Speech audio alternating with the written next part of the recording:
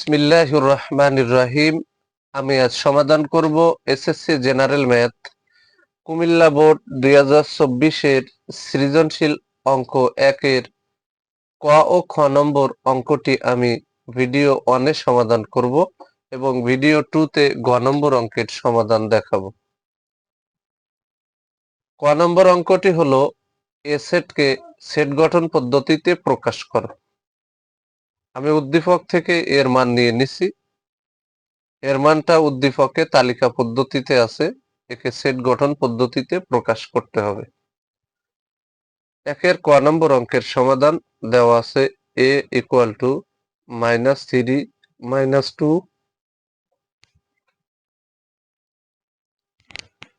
-1 0 1।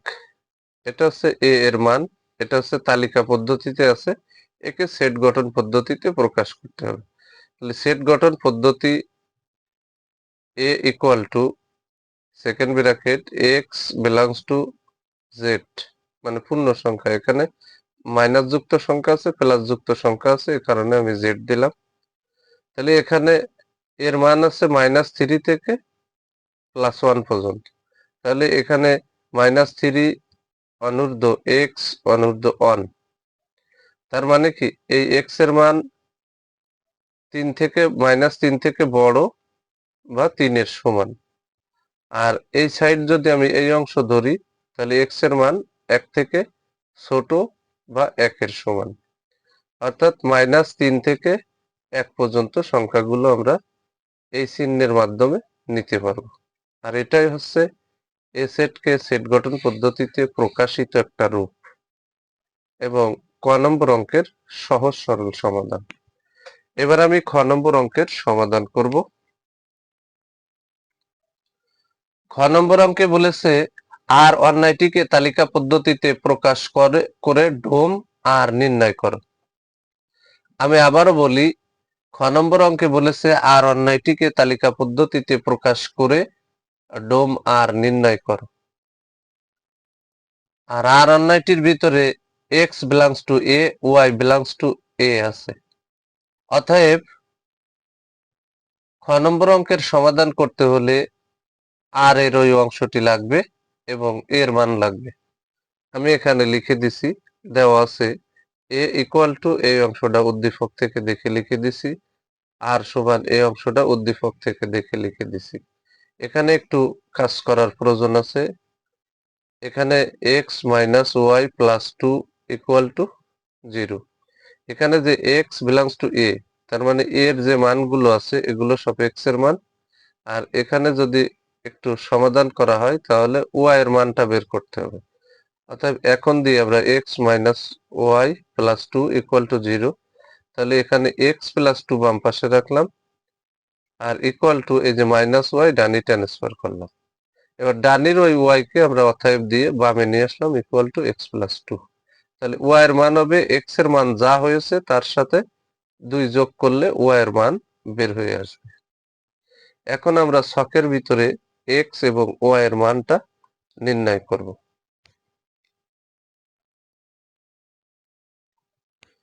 এই যে আমরা সুন্দর করে একটা ছক তৈরি করে নিলাম।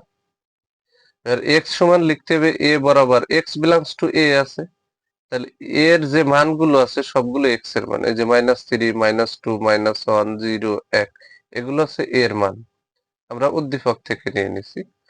আর y এর মান হতে হলে x এর মানের সাথে 2 যোগ করতে হবে। তাহলে এখানে লিখে দিচ্ছি y equal to x plus 2, তার মানে কি y সমান x এর মানের সাথে 2 যোগ করতে হবে। এখন এই যে -3 থেকে যদি +2 আমি যোগ করি তাহলে -3 থেকে +2 বাদ দিলে থাকে হচ্ছে -1, কারণ 3 এর আগে মাইনাস 2 এর আগে প্লাস। এবার এখানে -2 থেকে যদি +2 আমি যোগ করি, -2 এর সাথে যদি +2 যোগ করি তাহলে 2 এর আগে একটা 2 এর আগে মাইনাস আর একটা 2 এর আগে প্লাস, তাহলে প্লাসে মাইনাসে বাদ যায়, এখানে থাকে y এর মান 0। এবার -1 থেকে যদি আমি +2 যোগ করি, -1 এর সাথে যদি আমি +2 যোগ করি তাহলে 2 এর থেকে -1 গেলে থাকে +1, কারণ 2 এর আগে প্লাস 1 এর আগে মাইনাস, বড়টা চিহ্ন ধরতে হবে। এবার 0-র সাথে যদি আমি 2 যোগ করি 2 হবে, আর 1-এর সাথে যদি আমি 2 যোগ করি তাহলে 3 হবে।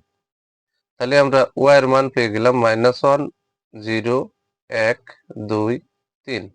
এবার এই y এর মানগুলো পরবর্তী লেখা আছে y belongs to a, পরবর্তী অংশে লেখা আছে y belongs to a, অতএব এই y এর মানগুলো অবশ্যই এর মানের ভিতরে থাকা লাগবে।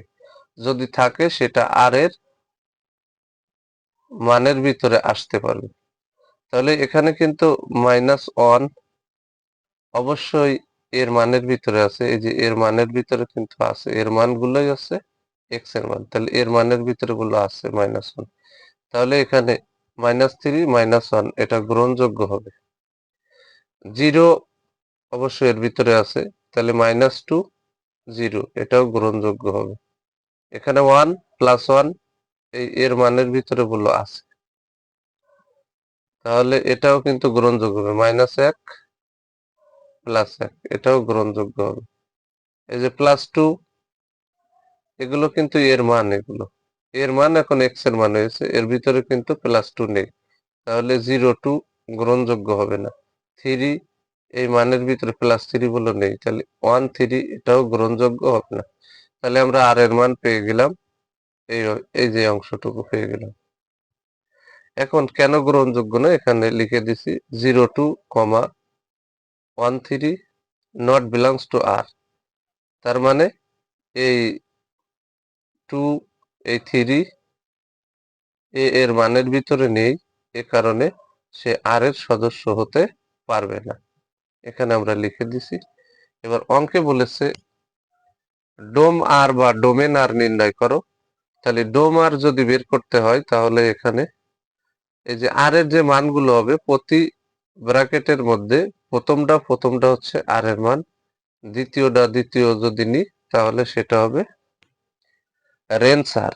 তাহলে যেহেতু অঙ্কে ডোম আর বের করতে বলেছে, আমি ডোম আর দিয়ে যে -3 প্রথমটাই ব্র্যাকেটের নিয়ে নিলাম, এখানে -2 এখানে নিয়ে নিলাম, -1 এখানে নিয়ে নিলাম, এই যে ডোম আর বেড়ে গেল। এখন এটাই হচ্ছে খ নম্বর অঙ্কের সহজ সরল সমাধান। যদি আমার এই ভিডিওটি আপনাদের ভালো লাগে তাহলে ভিডিওতে লাইক কমেন্ট এবং শেয়ার করবেন। প্রতিদিন নবম ও দশম শ্রেণীর জেনারেল ম্যাথ এই সাবজেক্ট থেকে এরকম গুরুত্বপূর্ণ অঙ্কের ভিডিও পেতে আমার ইউটিউব চ্যানেল টিচিং হোম 90 কে সাবস্ক্রাইব করে পাশে থাকবেন, যাতে আমি ভিডিও ছাড়ার সাথে সাথে ভিডিওর নোটিফিকেশনটি আপনাদের কাছে চলে যায়। যারা আমার এই সেম ভিডিওটি ফেসবুক থেকে দেখবেন তারা অবশ্যই আমার ফেসবুক প্রোফাইলে ফলো দিয়ে রাখবেন, যাতে আমি ভিডিও ছাড়ার সাথে সাথে ভিডিওর নোটিফিকেশনটি আপনাদের কাছে চলে যায়। এই অঙ্ক খ নম্বর অঙ্ক বুঝতে যদি কারোর কোনো সমস্যা হয় তাহলে কমেন্টে জানালে আমি তার কমেন্টের গুরুত্ব দিয়ে তার সমস্যা সমাধান করে দেব। এই অঙ্ক ছাড়াও যদি অন্য কোনো অঙ্কের সমাধান প্রয়োজন হয় তাহলে কমেন্টে জানালে আমি অবশ্যই তার কমেন্টের গুরুত্ব দিয়ে তার সেই সমস্যা সমাধান করে দেওয়ার চেষ্টা করব ইনশাআল্লাহ। সবাইকে জানাই আমার অন্তরের অন্তরস্থল থেকে সালাম। আসসালামু আলাইকুম ওয়া রাহমাতুল্লাহি ওয়া বারাকাতুহু।